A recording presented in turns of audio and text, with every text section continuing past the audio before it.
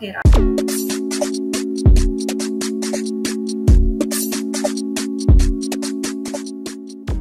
Olá, eu sou Natália Cuminali e começa agora mais um episódio do podcast Futuro da Saúde. Hoje nós vamos falar sobre pandemia, mas de uma perspectiva um pouco diferente, a de quem está na linha de frente do combate ao coronavírus. Desde o início do ano passado, profissionais de saúde, principalmente aqueles que atuam dentro dos hospitais, viram as suas rotinas mudar por causa da Covid-19. Eles tiveram que lidar com o medo de se infectar, com as incertezas de um vírus desconhecido e de como tratá-lo. Também viveram no último ano a exaustão por causa do excesso de trabalho e o sofrimento, claro, com as perdas. Foram mais de 570 mil mortes no Brasil até agora. Para conversar comigo sobre esse tema, eu convidei a médica intensivista e especialista em cuidados paliativos, Carolina Sarmento. Ela atende no Hospital Unimed Vitória. Seja muito bem-vinda, Carol, tudo bem? Oi, Natália, tudo ótimo. Prazer estar aqui, obrigada pelo convite e vamos bater esse papo. Vamos lá, antes da gente começar, eu queria dar um recado para vocês. Não se esqueçam de assinar o podcast para não perder o próximo episódio. Bom, Carol, 1 ano e meio de pandemia e sem uma data certa, né, para acabar.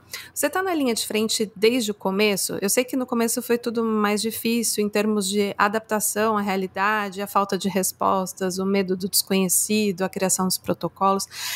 Agora a situação parece um pouco melhor, pelo menos mais controlada. Então, eu queria, para começar, assim, te ouvir como foi esse último ano para você. Natália, vou te falar que esse último ano e meio quase, né, a primeira vez que eu entrei em contato com um paciente com Covid foi no dia 9 de março. E eu lembro desse dia, eu acho que eu vou lembrar dele para sempre, né? É a minha segunda pandemia no meu currículo de médica, mas o que eu pessoalmente, profissionalmente tenho vivido nesse 1 ano e meio quase, foi com certeza maior do que eu esperava, maior do que eu imaginava, mais intenso do que eu previa, e com muito mais demandas e necessidades do que eu podia desenhar na minha cabecinha, sabe?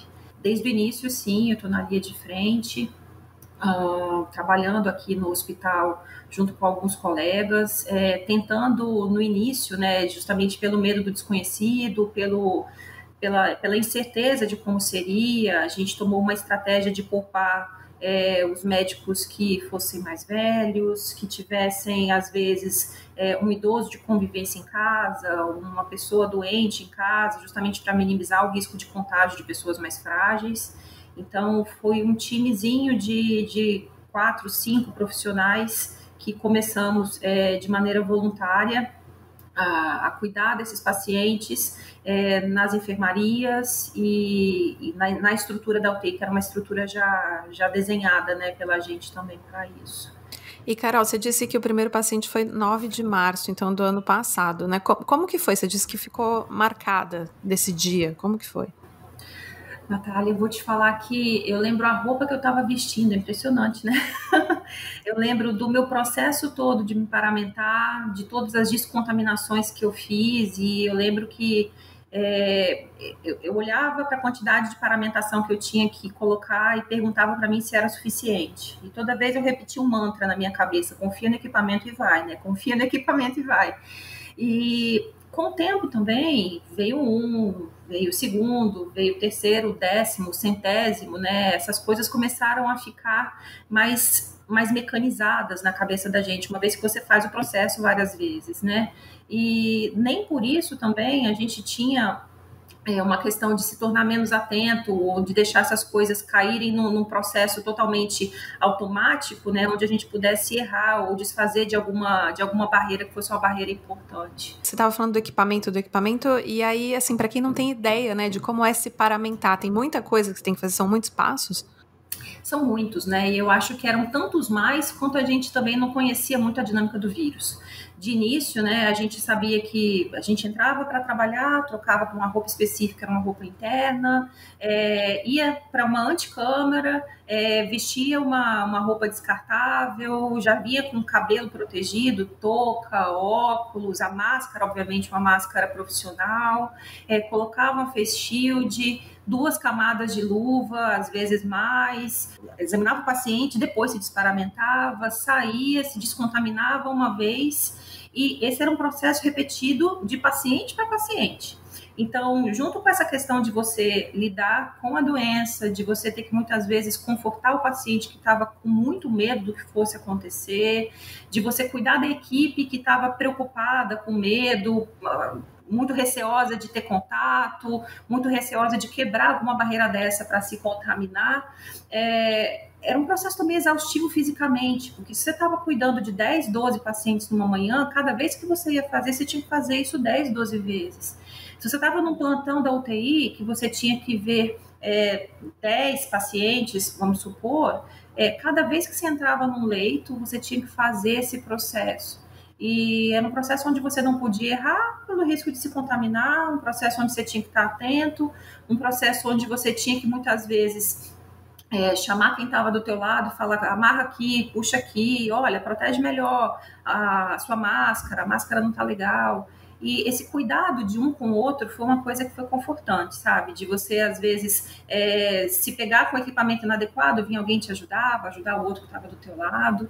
É impressionante, sabe? Eu tinha uma sensação que, às vezes, eu estava mais protegida dentro do hospital, lidando com pacientes doentes, teoricamente num ambiente muito inóspito, do que às vezes eu estava na rua ou num outro lugar com pessoas que não estavam nem protegidas nem de máscara. Estranho isso, né? Mas eu me sentia muito segura. Quanto mais o tempo foi passando, obviamente, com o equipamento que a gente tinha, com a confiança de que aquilo te protegia e com a certeza de que você podia estar ali oferecendo cuidado para o outro, né, cuidando das pessoas, e num cenário muito diferente, né, um cenário onde a gente não tinha vacina, onde a gente não tinha como evitar a doença ou como minimizar o risco dela. Eu até quero falar disso com você, Carol, dessa questão de início da pandemia. Teve muito esse reconhecimento do esforço dos profissionais da saúde, retratados como heróis, receberam palmas, principalmente fora do país. Só que aí, depois de um tempo, parece que as pessoas também cansaram de ficar em isolamento e pararam de se cuidar. E aí já vi histórias de médicos muito revoltados, né, com essa situação do tipo, olha, eu tô aqui nessa há muito tempo, e vocês não querem usar máscara. Isso causa uma revolta, Carol? Nossa, muito. Muito. Quem convive comigo até mais próximo, né, ou então até no ambiente de rede social, não é que eu virei a policial da pandemia, não é isso, mas... Também não seria um problema, né? Não, mas é complicado, né, Nath? Porque a gente estava ali em épocas que eram épocas muito mais duras, né, nas ondas, né, naqueles picos de internação, e aí você olhava para pessoas que são pessoas queridas suas, pessoas que você ama, pessoas que você tem um carinho, um respeito enorme, e literalmente o comportamento dessas pessoas era um comportamento de quem estava pouquíssimo se importando, seja com o coletivo, seja consigo, seja com quem está à volta, e seja com quem está ali lidando, botando a vida em risco, né? Como estavam os profissionais de saúde. Eu cheguei algumas vezes assim, o que a gente não vê, a gente não sente, né? Aquela proteção entre aspas, né? Eu falei, olha, eu não quero ver o que fulano tá fazendo em rede social, silenciava, eu até me deixava de seguir, dava um follow, eu falei, olha, eu não quero ver, porque de certa forma começou para mim a ser assintoso, sabe? Olhar o comportamento das pessoas, que as pessoas às vezes faziam questão de mostrar. E isso eu achava bastante desrespeitoso, eu achava bastante ruim, até socialmente falando, porque especialmente se você tem um pequenininho grau de influência, né, se você é uma pessoa pública, se você é uma pessoa que é midiática, não é o meu caso, sabe, mas se você está ali balizando e afirmando para os outros, diante do seu comportamento que você pode fazer, quem está te vendo vai dizer, beleza, essa pessoa está fazendo, então está liberado, vamos embora, pode fazer, né? E não podia fazer. A gente estava numa época onde nada se podia, de certa forma, sobre risco de doença, né? E mal ou bem, eu não sei se isso é positivo ou negativo, eu atualmente moro em Vitória, que é uma cidade relativamente pequena, né? Bem menor do que a realidade de São Paulo. Então, acaba que a gente conhece a gente está perto fisicamente, assim, não tem distâncias muito longas, né? Você vê a pessoa na rua, você vê que a pessoa está sem máscara, você vê que a pessoa está fazendo as coisas que você está se preservando de fazer e está ali o tempo todo, né? Então, e essa mesma pessoa bate no hospital e interna contigo, e você olha e fala, eu preciso aqui ser muito resiliente e ser a melhor cuidadora possível e, de certa forma, não ser aquela chata que já está olhando para uma pessoa doente, fragilizada, com medo, literalmente com medo de morrer e virando, tá vendo? Você podia ter se economizado, você podia não ter feito aquilo, não é meu papel, né? Sim. E você viu muito isso, Carol? Assim, pessoas internadas por não terem ou se vacinado, ou não usado máscara, ou usado tratamento precoce, achando que estavam se protegendo? Muito, muito. E o mais triste é que, às vezes, é como eu te falo, né? Eu tenho, entre aspas, a sorte de morar num lugar pequeno, que isso, pequeno, entenda, né? Vitória é uma capital, mas não tem essa grandiosidade megalópolica que uma cidade gigante como São Paulo, né? E acaba que as pessoas acabam se conhecendo, se vendo, conhecem quem conhece, outro que conhece, e foi muito claro, sabe? E a gente, às vezes, não precisava nem conhecer a pessoa, mas era só pegar um histórico de internação. O histórico de internação estava lá, a pessoa recusou vacina, pessoa não vacinada, pessoa que acreditava em kit de tratamento precoce e começou a viver a vida de maneira normal, tendo fé e acreditando em medicamentos que não têm nenhuma eficácia para prevenir a doença. Pessoas que muitas vezes eu via, né, gente que eram meus amigos de outros tempos, mas eu sabia que não eram pessoas aderentes a boas práticas e internavam. E o que eu fico mais surpresa é o cenário de hoje, sabe? Hoje a gente sabe que quem interna, quem está precisando ficar internado numa UTI ou num hospital, é claramente aquela pessoa que não se vacinou ou aqueles grupos que têm uma resposta imunogênica menor, idosos, né? Pessoas que têm risco por conta de doença de base. Então, obviamente, enquanto a gente tiver esse pool de vírus circulando, vão ter um risco maior de ter a doença, mas eu fico extremamente sofrida quando eu vejo um paciente e eu sei que ele recusou vacina. E às vezes eu até perguntava, senhor, mas por que o senhor não se vacinou? Sendo que o senhor já podia ter se vacinado. E a pessoa pode usar as maiores justificativas, né? Eu tenho medo da vacina, eu tenho medo do que falam, né? E eu só falo o seguinte, na verdade eu tenho medo da doença. O senhor está aqui, a gente vai cuidar. Eu estou do seu lado para fazer o melhor possível para o senhor voltar para casa o mais rápido possível e na maior segurança possível. Mas eu acho também que faz parte do papel da gente, profissional de saúde, Nath, conversar. Não é que a gente vai convencer, mas explicar, tentar, obviamente, numa alta, falar, olha, vacina, espera passar o tempinho que tem que passar agora, são algumas semanas, mas busca a vacina, não é porque o senhor teve a doença, que o senhor está livre de ter a doença novamente, pensa na sua família. Então faz parte do papel da gente e vou te falar, para mim é sofrido demais, demais da conta. Você falou agora, Carol, que a ideia não é ter medo da vacina, mas ter medo da doença. Você teve Covid? E quando você teve medo? Nath, eu tive Covid em dezembro. Então imagina que eu tive Covid depois de 9 meses de contato com a doença todo dia, com gente tossindo em mim, em ambientes de alta carga viral. Então, assim, uma coisa é verdade, se você usa o equipamento, você pode sim ter proteção. Então, assim, para mim, isso fala muito a favor de que as medidas que são medidas preventivas, elas funcionam. Máscara funciona, você ter barreiras mecânicas funciona, você estar longe das pessoas funciona. Quando eu tive Covid, meu Covid foi um Covid moderado, eu fiquei com comprometimento em torno de 50% dos pulmões, não evoluiu com hipoxemia, fiquei monitorada em casa, as minhas taxas, que são alguns marcadores que a gente sabe que se alteram na doença, ficaram bem alterados, mas eu vou te falar que medo não é a palavra, mas a gente tem que muito ser aquela pessoa que é atenta ao fato e à ciência, né? Então, todo dia eu repetia para mim, eu sou uma mulher, eu tenho 38 anos, eu não tenho doença prévia, não tenho fator de risco, a regra nesse cenário é uma regra de dar bom.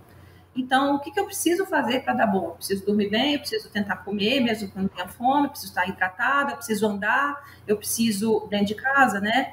eu preciso não ficar parada, eu preciso botar a cabeça para cima, o pensamento para cima, e foi um dia de cada vez nesse processo, né? Eu perguntei de medo, porque você imagina, vendo o paciente um dia atrás do outro e em casos, né, em situações mais graves, internados em UTI e tal, e eu não sei, assim, talvez de ter essa expectativa, né, de o que pode acontecer, apesar de todas as estatísticas mostrarem que sim, ia dar tudo certo. Mas, né? Nath, eu vou te falar que, assim, eu tenho a sorte de trabalhar numa UTI que tem tido, nesse 1 ano e meio, números muito bons e uma qualidade de cuidado que é impressionante. Então, por exemplo, muitas vezes eu claramente cuidei de pacientes que fui eu que entubei em um plantão, que ele foi estubado no meu plantão, que fui eu que cuidei dele na enfermaria, que fui eu que dei a alta para ele. Isso é uma felicidade que não tem tamanho.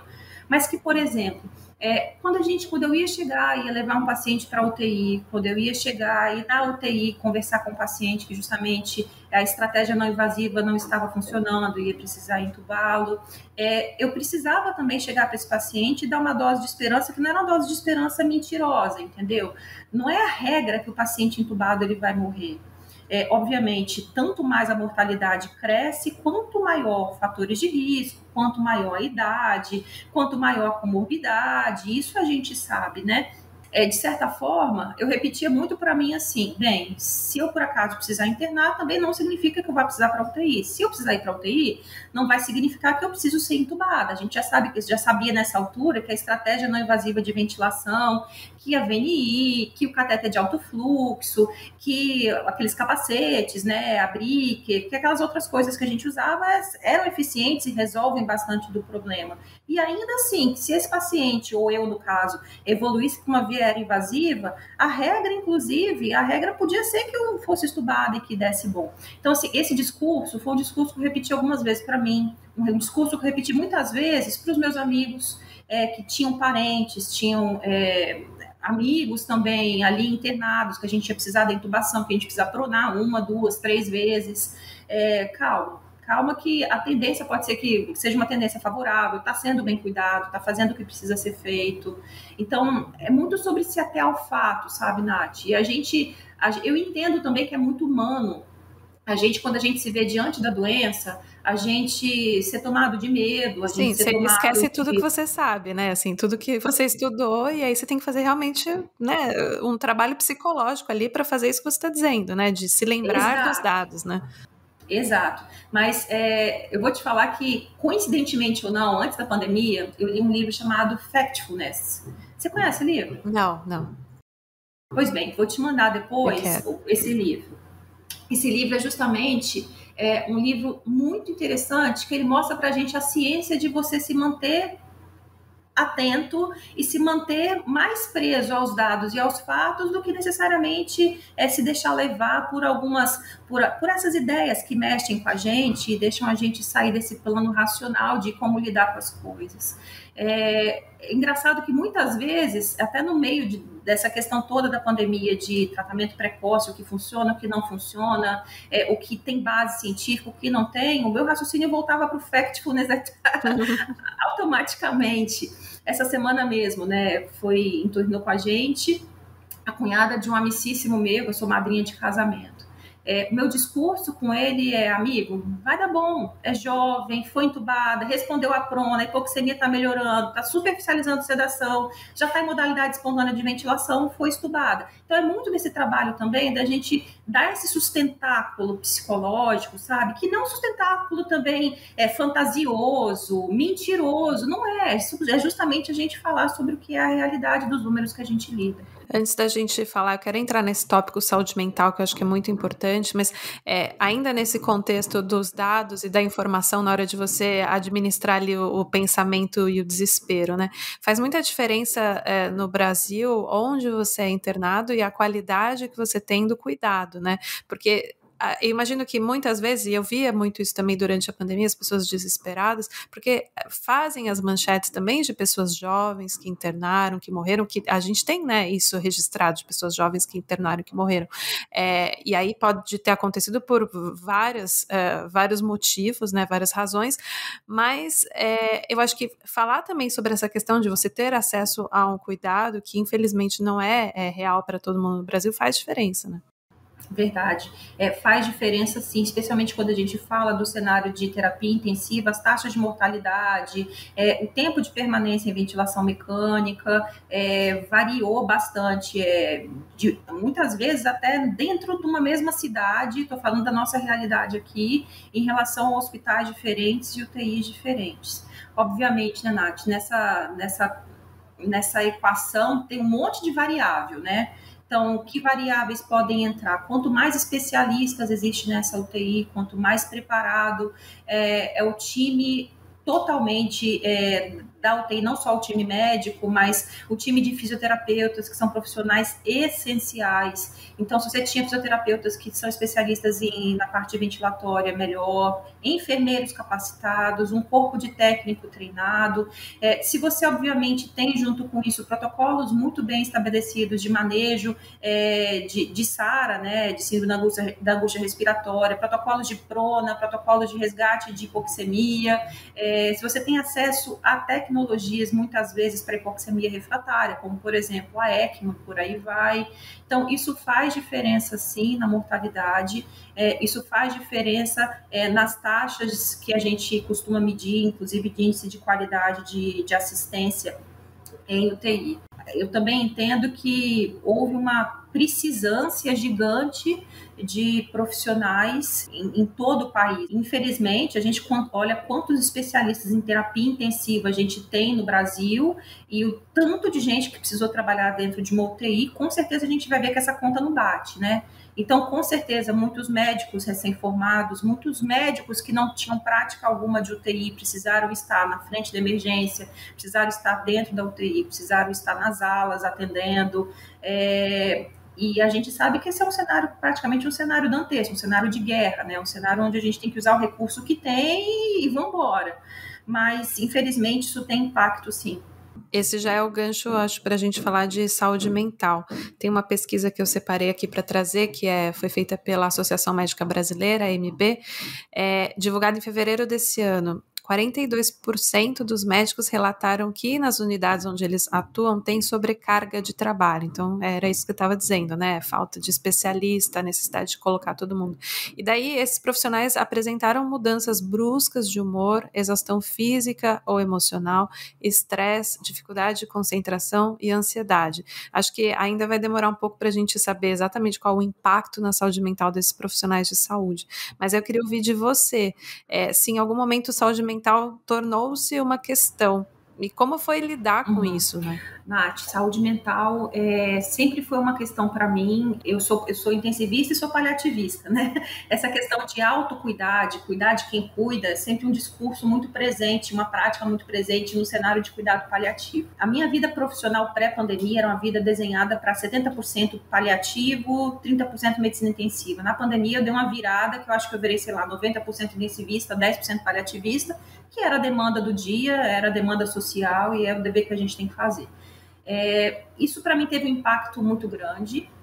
Obviamente, por mais que eu tivesse ferramentas para me cuidar, ferramentas onde eu olhasse para mim, priorizasse o meu sono, a minha qualidade de alimentação, as outras práticas integrativas voltadas para o meu bem-estar, a minha atividade física, as minhas habilidades manuais que eu adoro, e para mim foi uma válvula de descompressão tremenda durante a pandemia, pintar, bordar, criar, cerâmica, parecia que eu nunca tinha ferramenta suficiente para estar bem diante de todas as demandas que apareciam.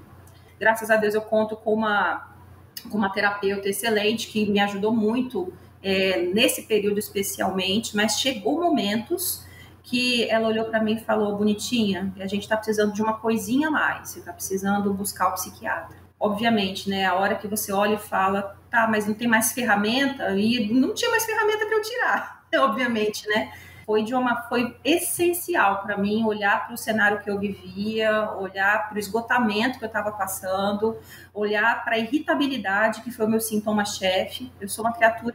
Era isso que eu queria saber. O que você tinha, assim? O que você sentia? Vou trazer uma coisa muito pessoal, mas não tem problema nenhum de falar disso. Eu tive um diagnóstico de um transtorno depressivo durante a pandemia, coisa que quem me conhece um pouquinho de perto fala, você? Mas como? Onde, né? E para as pessoas onde eu abri isso, Nath, as pessoas falavam, gente, você tem certeza? E eu falava, eu tenho. Mas justo você? Mas, gente, isso acontece para todo mundo é suscetível de acontecer, e eu acho que foi mais do que justificável diante de tudo que eu pessoalmente passei. Estou sendo acompanhada com um psiquiatra super competente, estou medicada, depois que, obviamente, usando de todas essas outras ferramentas não farmacológicas que eu já tinha na minha prática, continuando fazendo uso delas e agora colocando a questão medicamentosa, eu pude experimentar muito mais bem-estar e muito mais um equilíbrio do que fosse a minha irritação. O meu carro-chefe não era necessariamente aquele mood deprimido, sabe? Aquela falta de vontade de fazer as coisas, de ficar deitadona, aquele falta de gosto das coisas que te fazem bem, não era isso. Eu estava, né, extremamente irritadiça com tudo que eu estava vendo, com tudo que eu estava passando, né? E aí, nessa conta dessa minha irritabilidade, eu acho que entram mais coisas, sabe, Nath? Entra o cenário pandêmico, entra o cenário social, entra o cenário político que a mim pessoalmente me afeta, entra o cenário sanitário, entra o cenário ético, entrou tudo. É todo o caos junto, né? Não, eu tô te ouvindo e pensando que, de fato, é difícil você ficar bem numa situação como essa. Então, quando eu cheguei, falei, vambora, precisa, e às vezes, vou te falar, tem muito profissional de saúde que tem uma relutância, viu? Então, exato, era isso que eu queria te perguntar, porque assim, eu sei que saúde mental, eu trabalho com saúde há muito tempo, e saúde mental sempre é tabu, né, independente de onde, de quem tem, as pessoas não falam sobre isso. Agora, parece que dentro da medicina, dentro dos profissionais de saúde, é mais tabu ainda. Você sente isso também? Eu sinto e eu percebo, né, porque parece que é, entre aspas, uma fraqueza, né, você se assumir precisando de um profissional de saúde mental, seja um terapeuta, seja um psicólogo, seja um psiquiatra, seja qualquer outra forma, né? Mas o que eu acho que às vezes começa o tabu, Nath, é que assim, o profissional de saúde, ele acha feio, às vezes, falar ou levantar a bandeira de se autocuidar. Cara, a gente não pode cuidar de alguém se a gente não cuida da gente, isso é o primeiro corolário, sabe?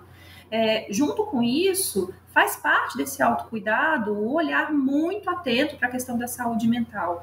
E eu tenho muita certeza que a grande maioria de nós não saiu inteiro, não está 100%, depois de quase 1 ano e meio vivendo isso, né, em qualquer esfera que seja. Os momentos onde a minha terapeuta, que já me acompanha há anos, né, que ela falava assim, mocinha, acho que deu a hora, eu olhava para mim e falava assim, Kelly, tá baixando a onda semana que vem, o negócio vai arrefecer. Ou então, Kelly, eu tô saindo para dar uma descomprimida, para ficar 1 semana sem trabalhar, 10 dias sem trabalhar, e aí eu vou voltar mais inteira. E sabe o que foi o mais engraçado, Nath? A hora que justamente foi no descenso da segunda onda, foi mais ou menos no final de abril para mim, final de abril, onde a vida, onde teve aquele boom, né, onde foi extremamente puxado fisicamente para mim, eu olhei e falei, tá melhorando, a vida vai voltar para a vida de pandemia, né, vai deixar de ser a vida de merda, de pico de pandemia, vai voltar a ser a vida de pandemia, vai dar bom. Foi a hora que eu experimentei a minha maior irritabilidade. A vida tinha voltado a ser aquela vida, entre aspas, basal de pandemia, sabe? Aquela vida que eu já estava acostumada, mas eu estava extremamente belicosa, eu estava extremamente reativa, eu estava muito, muito, muito diferente do que é o meu basal. Teve alguma coisa que aconteceu, assim, que você pensou e falou, não, a Kelly tem razão, tem que procurar um psiquiatra? Teve. Vou te trazer aqui para você entender que são coisas que a gente olha e fala, cara, esse não é o basal da gente, a gente tem que estar atento. Eu estava no ambulatório, um ambulatório que eu amo fazer, um ambulatório de cuidado paliativo para o SUS. Tinha um residente do meu lado, e a gente estava ali atendendo e chegou uma senhora, que é uma senhora que eu cuido dessa senhora há 2 anos. Na verdade, era filha dessa senhora. Essa senhora é uma senhora já octogenária, que está em fase final de vida, não sai de casa. A filha vem e a gente tenta ajustar os medicamentos com ela, fazendo uma consulta com o familiar. E essa senhora sentou na minha frente, eu estava justamente conversando, perguntando como estava a mãe, até a hora que eu virei e falei, minha flor, mãe está vacinada, né? Aí ela, não. Eu virei, como? Mãe não está vacinada, isso já era tipo maio. Já deu para vacinar, precisava vacinar, né? Já tinha passado da época, já tinha dado tempo.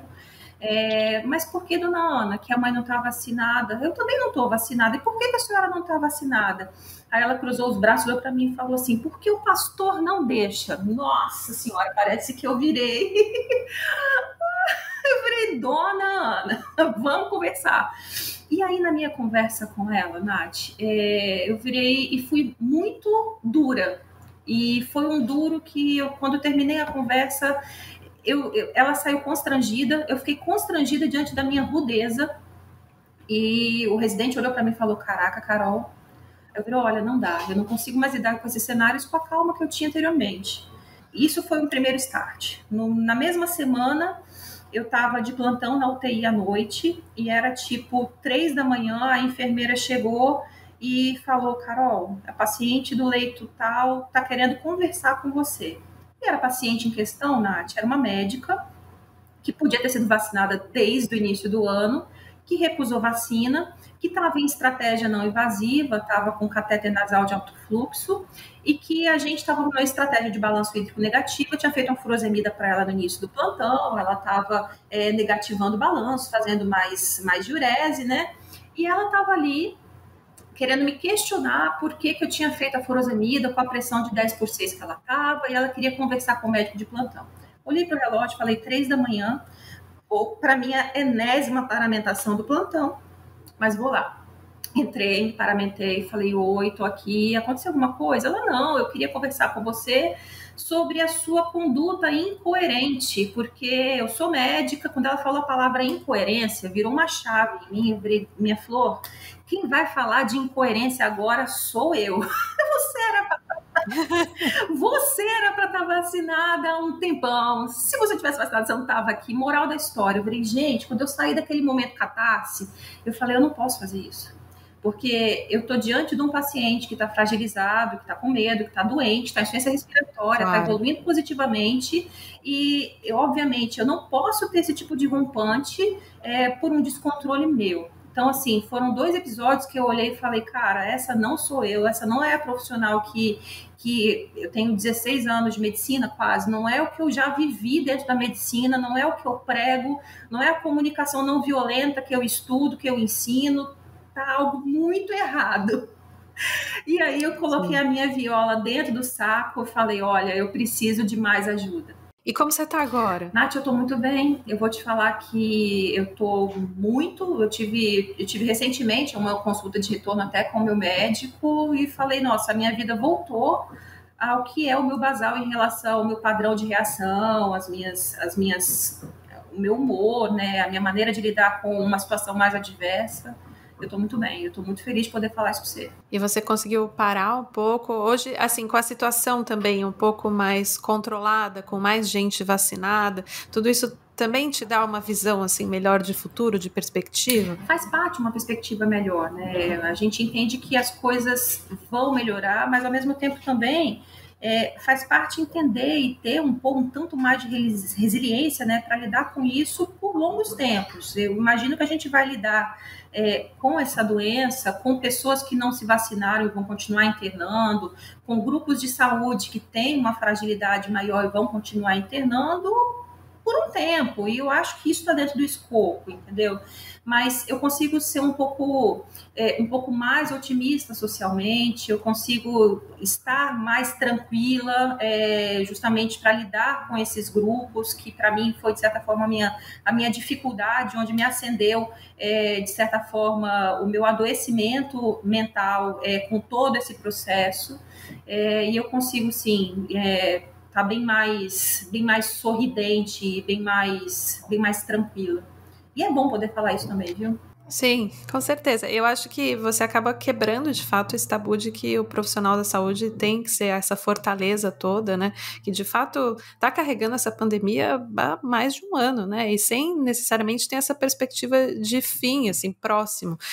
Eu não sei se na sua realidade, Carol, em algum momento você teve que fazer aquela escolha de qual paciente intuba, qual paciente não intuba, por causa da falta de recursos. Nath, eu vou te falar que eu sou muito feliz de trabalhar num hospital e numa operadora que a gente não precisou fazer a escolha de Sofia, sabe? Por outro lado, também foi um trabalho muito grande de todo mundo da gestão para poder saber alocar o recurso, cuidar, estruturar toda uma estrutura de semi-intensiva muito eficiente para poder fazer esses leitos intensivos rodarem.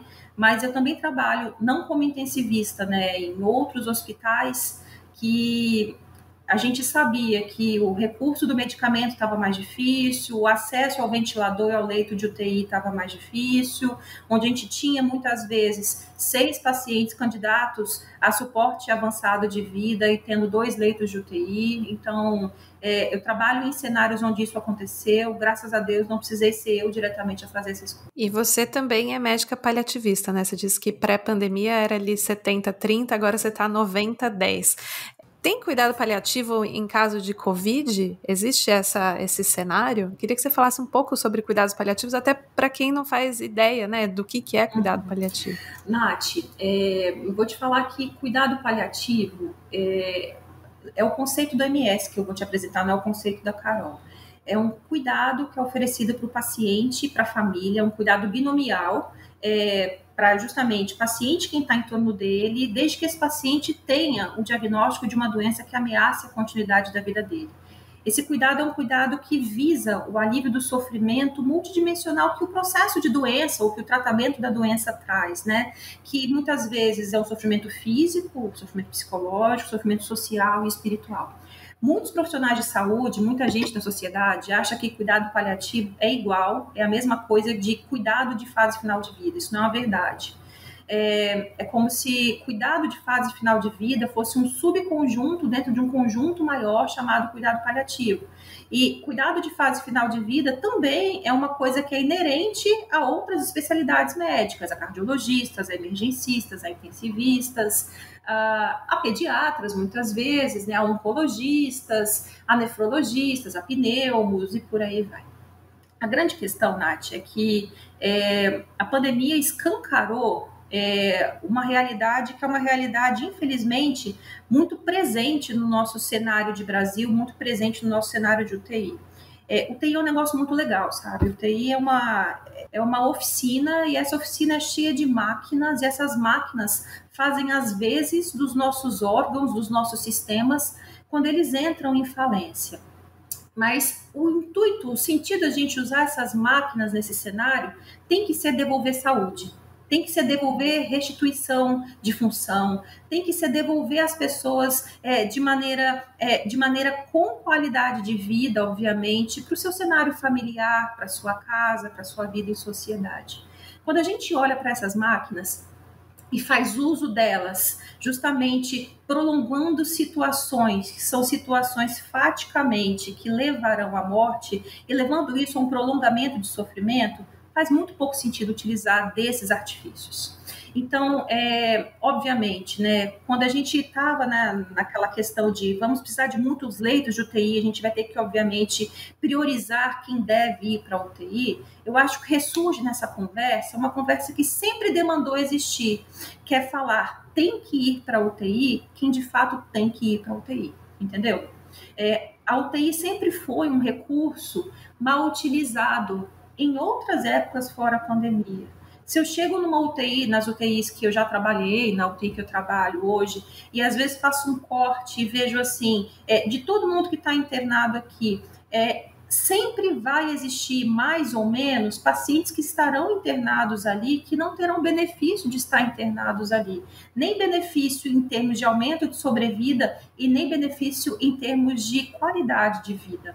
Então, essa conversa, as pessoas muitas vezes falavam assim, a gente tem que falar de cuidado paliativo e nessa pandemia, a gente sempre precisou de falar de cuidado paliativo para todo mundo, a gente também sempre precisou falar de uso racional da UTI para quem precisa e quem vai se beneficiar da UTI. Da mesma maneira que coletivamente no cenário de saúde, a gente já precisou e precisa há muito tempo de falar de cuidar adequadamente das pessoas em fase final de vida, sem necessariamente estar passando por dentro da UTI.